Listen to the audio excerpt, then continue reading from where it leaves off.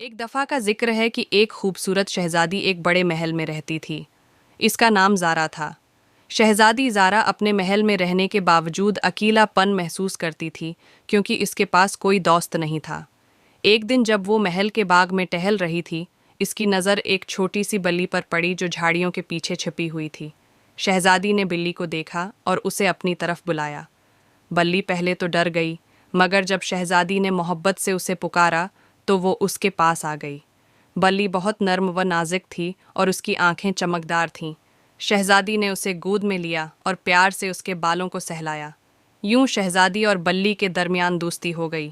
شہزادی نے بلی کا نام لکی رکھا اور اسے اپنے کمرے میں لے آئی۔ وہ لکی کا بہت خیال رکھتی، اس کے لیے خوبصورت بستر بنوایا اور اسے طرح طرح کے کھانے کھلاتی۔ دونوں نے بہت وقت ساتھ گزارنا شروع کر دیا اور یوں شہزادی کی تنہائی ختم ہو گئی۔ لیکن ایک دن محل کے قریب ایک جادوگر آیا جس کا نام زوراک تھا۔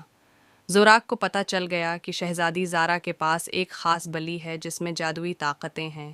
زوراک نے سوچا کہ اگر وہ بلی کو حاصل کر لے تو وہ بے انتہا طاقتور ہو جائے گا۔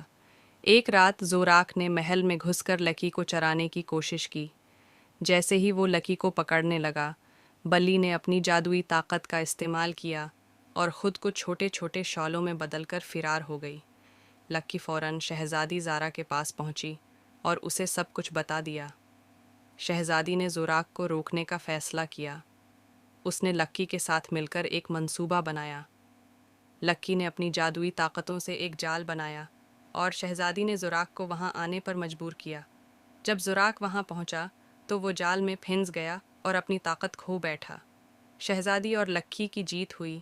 انہوں نے زوراک کو محل سے نکال دیا اور اس کے بعد کوئی بھی محل میں داخل ہونے کی جرأت نہیں کرتا تھا۔